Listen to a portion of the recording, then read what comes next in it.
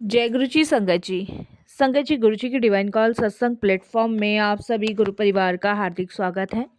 शुक्राना गुरु जी महाराज का कि उन्होंने मुझे ये सेवा दी कि मैं आप सभी गुरु परिवार के समीप आके गुरु जी के कल्याण महिमा अनुभव का वर्णन कर पा रही हूँ। अनंतम शुक्राना मेरे गुरु जी महाराज का। संगत जी, आज का जो सत्संग मैं आपके साथ शेयर कर रही हूँ, राधिका आंटी का सत्संग है। ये बहुत प्यारा और ब्लेसिंगफुल सत्संग है। मेरी विनती है, इस सत्संग को अंत तक सुनिएगा, ध्यान से सुनिएगा, पूरा सुनिएगा और सत्संग से ही आपके अनेकों कष्ट दूर होंगे, अनेकों ब्लेसिंग्स प्राप्त होगी। तो बिना स्किप किए ज़रूर सुनिएगा।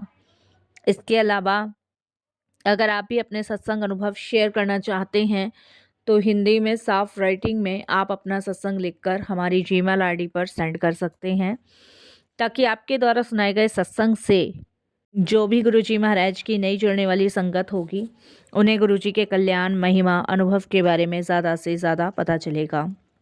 सत्संग आपको पसंद आए तो आप इसे लाइक कीजिए, चैनल को सब्सक्राइब कीजिए, वीडियो को ज़्यादा से ज़्यादा संगत में शेयर ज़रूर कर दीजिएगा और बेल आइकन दबाना बिल्कुल भी नहीं भूलिएगा। जब भी कोई लेटेस्ट सत्संग आएगा उसका नोटिफिकेशन आपके पास आएगा। तो चलिए संगत जी, चलते हैं गुरुजी महाराज के सत्संग की ओर।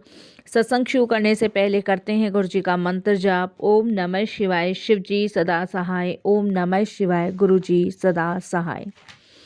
जय गुरुजी संगत जी।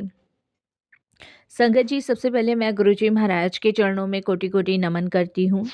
सारी संगत जी को जय गुरुजी बोलती हूँ। संगत जी, मैं किसी को डराने नहीं आई हूँ। आज का सत्संग हर एक संगत के लिए भी नहीं है। अगर आपके घर में बेटा है और आजकल उसका स्वभाव बदल गया है, तो समझ लीजिए कि गुरुजी ने आपको यही रोक लिया है, क्योंकि जो बात आज गुरुजी ने समझाई वो मैंने पहले कभी नहीं सुनी थी। इसीलिए संगत जी, सत्संग शेयर करते हुए कोई भी भूल चूक होती है तो प्लीज़ आप सभी मुझे क्षमा कीजिएगा। मैं संगत जी एक साधारण माँ हूँ, कोई अमीर घर से नहीं, मेरी कोई बड़ी पहचान भी नहीं है। बस एक ही सपना था, मेरा बेटा रहे। लेकिन धीरे धीरे वो बेटा जो कभी माँ से लिपट जाता था, अब संगत जी वो चुप रहने लगा। और मेरे लिए सबसे बड़ी परेशानी की वजह ही यही थी। वो गुस्सा करने लगा, मोबाइल से अलग नहीं होता था, रात रात भर मेरा दिल रोता था, डरता था और कांपता था, क्योंकि संगत जी मेरा बेटा मेरे हाथ से निकल चुका था। आधी आधी रात को वो घर से बाहर रहता था। और संगत जी, ये परेशानी वही माँ बाप समझ सकते हैं जिन पर ये सब चीज़ें बीत रही हैं। संगत जी, एक ही बेटा और वो भी हाथ से निकल जाए तो आप समझ सकते हैं संगत जी कि कितना बड़ा तूफान उस माँ की ज़िंदगी में आया होगा।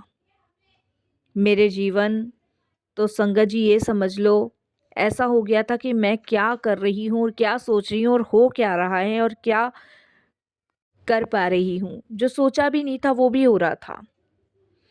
एक दिन संगत जी मैंने अपने बेटे से पूछा, बेटा क्या बात है, तू चुप रहता है, हर बात पे गुस्सा करता है, घर से बाहर रहता है, तुझे कोई परेशानी है, कोई दिक्कत है तो तू मुझे बता।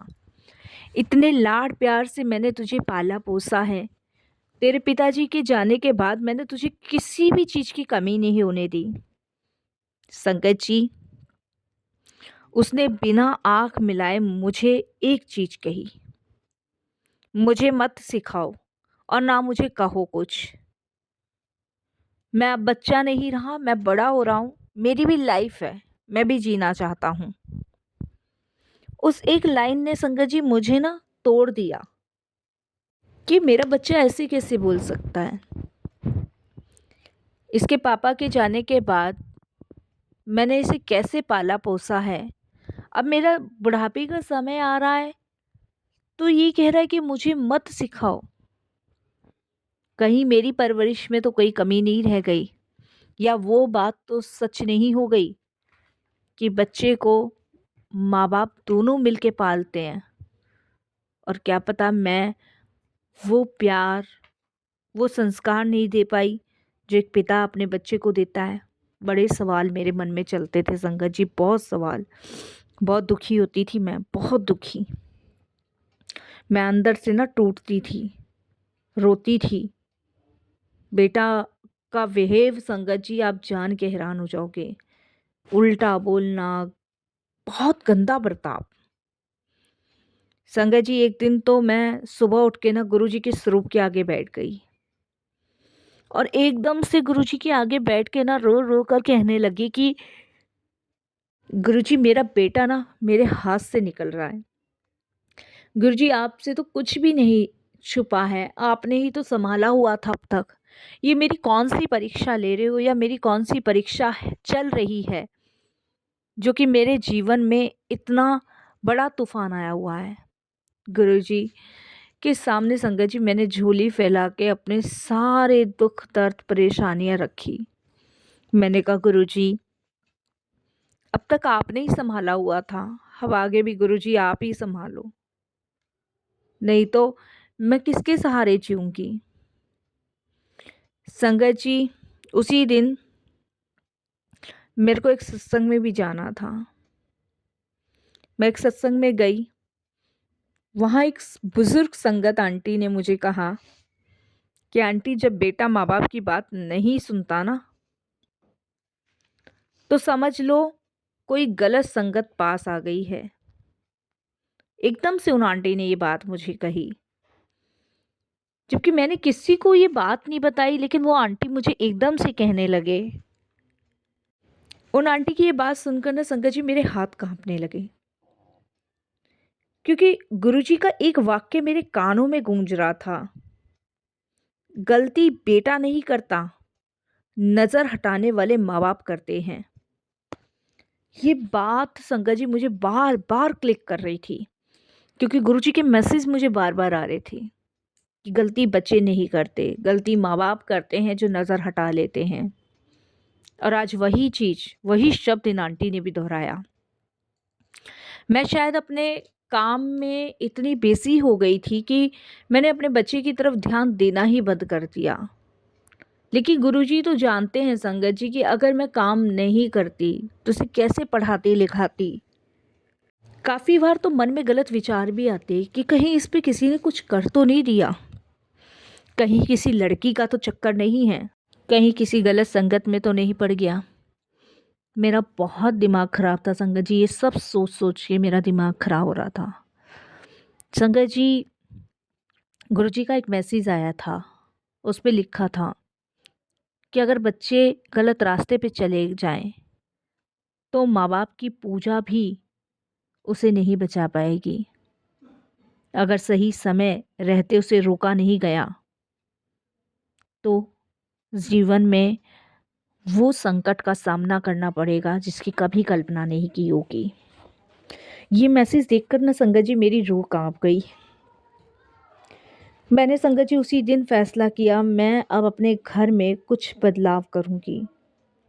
अपने घर में कुछ बदलने का फैसला भी किया मैंने संगत जी उस दिन। संगत जी बेटे पे चिल्लाना मैंने बंद किया, उसे समझाना बंद कर दिया। बस संगत जी मैं गुरुजी के सामने बैठ के रोज उसके नाम का दिया गुरुजी के आगे जलाती थी, और बस एक ही लाइन बोलती थी, गुरुजी अगर मेरा बेटा गलत है तो सज़ा मुझे दे देना, उसे बचा लेना।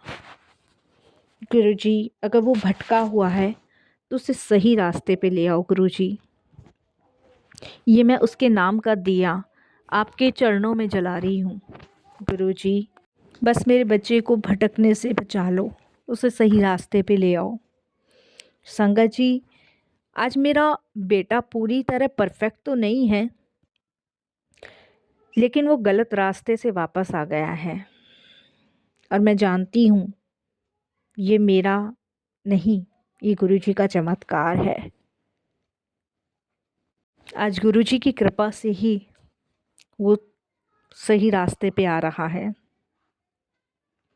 संगत जी, अगर इस सत्संग की एक भी बात आपके दिल को लगी तो प्लीज़ आप इस सत्संग को बिल्कुल मत छोड़ना, क्योंकि हर सत्संग में किसी न किसी को बचाने के लिए गुरुजी आते ही आते हैं, कष्ट को काटने के लिए आते ही आते हैं। मेरे को रातों को नींद नहीं आती थी, लेकिन अब कहीं ना कहीं मैं सुकून की नींद सोती हूँ। क्यों? क्योंकि गुरुजी मेरे बच्चे को सही मार्ग दिखा रहे हैं। उस अंधेरे दीपक को हटा के एक प्रकाश का उजाला उसके जीवन में कर रहे हैं। तो ये मेरे लिए सबसे बड़ी ब्लेसिंग्स है गुरुजी की तरफ से मेरे लिए। बस संगत जी, मुझे किसी और चीज़ की कमी नहीं है। कमी है तो सिर्फ अपने बच्चे की, कि वो बस जल्द से जल्द जैसा पहले था वैसा हो जाए। बाकी संगत जी, आप सब भी मेरे लिए प्रार्थना करना, मेरे बच्चे के लिए प्रार्थना करना कि बची खुची जो कमियां हैं वो गुरुजी जल्द से जल्द मेरे बेटे के जीवन में पूरी करे और वो सही दिशा पे हमेशा चलता रहे। यहीं मैं अपने सत्संग को विराम करती हूँ गुरुजी के मंत्र जाप से। ओम नमः शिवाय, शिव जी सदा सहाय। ओम नमः शिवाय, गुरुजी सदा सहाय। जय गुरुजी, शुक्राना गुरुजी। संगत जी, अब जो दूसरा सत्संग हम सुनेंगे वो कोमल आंटी का है। ये बहुत प्यारा और ब्लेसिंगफुल सत्संग है, तो बिल्कुल स्किप किए बिना ज़रूर सुनिएगा, ध्यान से सुनिएगा। जय गुरु जी। संगत जी, संगत जी, मेरा नाम कोमल है और सबसे पहले गुरु जी महाराज के चरणों में कोटि कोटि नमन करती हूँ। सारी संगत जी को जय गुरु जी बोलती हूँ। शुक्राना गुरु जी महाराज का, अनंतम शुक्राना। संगत जी, मेरी जर्नी गुरुजी के साथ 2022 में शुरू हुई है। 2022 में मेरे हस्बैंड का एक बहुत भयानक एक्सीडेंट हुआ था। उससे पहले मैंने कभी गुरुजी के बारे में कभी नहीं सुना, कभी भी नहीं सुना। तो 2022 में मेरे हस्बैंड का एक्सीडेंट हुआ था और वो हरिद्वार जा रहे थे। हरिद्वार से आते हुए उनका एक्सीडेंट हुआ था और जब वो आ रहे थे तो संगत जी, उनकी बाइक एक बहुत बड़े ट्रक से टकराई थी, जिसके चलते संगत जी वो हाईवे के पुल से नीचे गिर गए थे। और उस टाइम संगत जी हमें नहीं पता था कि मेरे हस्बैंड का एक्सीडेंट हो गया है। मेरे बड़े जेठ जी के पास फ़ोन आया था और जब मेरे बड़े जेठ जी के पास फ़ोन आया था और उनको पता चला तो उन्होंने संगत जी मुझे जब भी नहीं बताया था कि ऐसे से मेरे हस्बैंड का एक्सीडेंट हो गया है, ताकि हम लोग परेशान ना हों। तो संगत जी, मेरी जेठानी जो है अचानक से मेरे घर आ गई, तो मेरे को बड़ा अजीब सा लगा। मैंने कहा आज तक तो ये कभी ऐसे आए नहीं है, जब भी आते तो फ़ोन करके आती थी। और उस दिन उनके माथे पे ना बहुत परेशानी सी थी। तो मैंने उनको पूछा भी, मैंने कहा दीदी क्या हुआ, कोई परेशानी है क्या? जेठ जी से कोई बात हो गई? तो उन्होंने बोला नहीं नहीं, कोई परेशानी नहीं है, बस ऐसी ही आई हूँ। और कोई बात उन्होंने बताई नहीं, डिस्कस नहीं किया। और मेरे हस्बैंड संगत जी हॉस्पिटल में थे, तो मेरी दीदी ने बताया कि तेरे जेठ जो है ना वो हरिद्वार गए हैं, कोई बीमार है उन्हें देखने। तो ये बताया, उससे ज़्यादा कुछ नहीं बताया। तो मैंने कहा पता नहीं, मैं भी इनको फ़ोन कर रही हूँ, सुबह से फ़ोन कर चुकी हूँ, फ़ोन लग ही नहीं रहा है, लग ही नहीं रहा है, स्विच ऑफ जा रहा था उनका फ़ोन। तो बाकी कार्ड था मेरे जेठ जी का मेरे हस्बैंड के पर्स में, तो उससे उन्होंने, पुलिस वालों ने फ़ोन मिलाया था। तो फिर मेरी जेठानी के पास मेरे जेठ जी के बार बार फ़ोन आ रहे थे, तो मेरे को पता नहीं कुछ ऐसा लग रहा था कि कुछ अजीब सा होने, मतलब उस दिन मेरा दिल घबरा रहा था। तो मेरी जेठानी ने फिर मुझे बताया कि ऐसे ऐसे कुंदन का एक्सीडेंट हो गया है और ऐसे ऐसे आईसीयू में है। कुंदन मेरे हस्बैंड का नाम है संगत जी। तो मैं बड़ी घबरा गई, परेशान हो गई। मैंने जिद ठान ली कि भाई मैं तो जाऊंगी जाऊंगी। तब मेरे देवर और मेरी जेठानी और मैं संगत जी हरिद्वार के हॉस्पिटल ले गए। तो वहाँ पे संगत जी इतना अच्छा ट्रीटमेंट नहीं था, तो उन लोगों ने दिल्ली के लिए रेफ़र कर दिया। तो दिल्ली हम लोग उस दिन ले आए और दिल्ली में आके हमने संगत जी एक हॉस्पिटल है सर्वदर्शन, उसमें हमने एडमिट कराया, गवर्नमेंट ही है, वहाँ एडमिट करवाया। तो डॉक्टर्स ने चांस बहुत कम बताए थे, क्योंकि संगत जी मेरे हस्बैंड के ना सिर में अटैक हुआ था और ब्लीडिंग बहुत ज़्यादा हो चुकी थी। और इसके अलावा संगत जी हाथ और पैर फ्रैक्चर, मतलब बहुत भयानक एक्सीडेंट हुआ था। और जो उनका दोस्त था वो तो ख़त्म ही हो चुका था संगत जी। और हम उस टाइम बहुत दुखी और परेशान थे, क्योंकि संगत जी जो भैया ख़त्म हुए थे उनकी फैमिली का भी बहुत बुरा हाल था। वो मेरे हस्बैंड के साथ ही गए थे और बहुत संगत जी उस टाइम हम दुखी परेशान थे। तो ऐसे में संगत जी आप समझ सकते हैं कि इंसान का बाहर निकलना ना बड़ा बहुत बुरा हो, मतलब समय बहुत ख़राब होता है। तब संगत जी डॉक्टर ने जब चांसेस बताए कम, तब संगत जी मेरी एक फ्रेंड है, मैं स्कूल में टीचर हूँ और मेरी फ्रेंड है, उसने हमें गुरुजी के बारे में बताया, वो भी मेरे साथ पढ़ाती हैं। उन्होंने बस मुझे यही कहा कि कोमल तुम ना गुरुजी का जल प्रसाद पिलाओ, मंत्र जाप करो, ये स्वरूप जो है उनके तकिए के नीचे रखो और ये अपने गले में डालो। उन्होंने जो भी गुरुजी से रिलेटिव चीज़ें थी वो मुझे बताई। संगत जी मैं हॉस्पिटल में बैठ के गुरुजी का सिर्फ मंत्र जाप करती रहती थी और ये लगा लो बड़ा डर लगता था संगत जी। मेरे बच्चे भी उस टाइम तो देखो बहुत ज़्यादा ही छोटे थे, बहुत डर सा लगा रहता था कि क्या होगा क्या नहीं होगा। और मैं चौबीसों घंटे संगत जी गुरुजी का मंत्र जाप करना, अब 72 घंटे का डॉक्टर ने हमें समय दिया हुआ था और कुछ रिस्पॉन्स बॉडी कर नहीं रही थी। तब कहीं जाके देखो संगत जी गुरुजी की कृपा हुई और मैंने अपने हस्बैंड को जब भी मिलने जाना थोड़ा सा जल प्रसाद पिलाया ना, थोड़ा सा संगत जी उनकी बॉडी पे जल प्रसाद लगाया ना, मंत्र जाप करना, ये करना, मतलब ऐसा चमत्कार हुआ कि मेरे हस्बैंड संगत जी बिल्कुल ठीक हो गए। ये शब्द ना संगत जी डॉक्टर के खुद के थे कि चांसेस तो बिल्कुल ना के बराबर ही था, लेकिन देखो आप बड़ी भाग्यशाली हो, भगवान की कृपा समझो ये ठीक हो गए, नहीं तो चांसेस तो बिल्कुल ना के बराबर ही था, चांस ही नहीं था कि ये बच जाएंगे। लेकिन भगवान की कृपा समझो कि ये बिल्कुल ठीक है। तो संगत जी उस समय आप विश्वास नहीं मानोगे, मैंने बहुत शुक्रिया अदा करा गुरु जी का, बहुत धन्यवाद प्रकट करा कि भगवान आपकी अनंत कृपा है जो मेरे हस्बैंड को कुछ नहीं हुआ। क्योंकि संगत जी जो भैया गए थे उनकी फैमिली का हाल मैंने देखा था, बहुत बुरा हाल हुआ उनका, तो बहुत ही बुरा हाल। तो संगत जी कहीं ना कहीं मेरे भी मन में बहुत ज़्यादा डर था, पर गुरुजी महाराज ने देखो बिल्कुल उनको ठीक किया, जिसके लिए मैं उनका बहुत बहुत धन्यवाद करती हूँ। और 20 दिन के आसपास मेरे हस्बैंड हॉस्पिटल में रहे थे संगत जी, कम से कम 5 दिन तो आईसीयू में रखा डॉक्टर ने, उसके बाद वार्ड में शिफ्ट किया। 20 दिन बाद संगत जी मेरे हस्बैंड घर आए।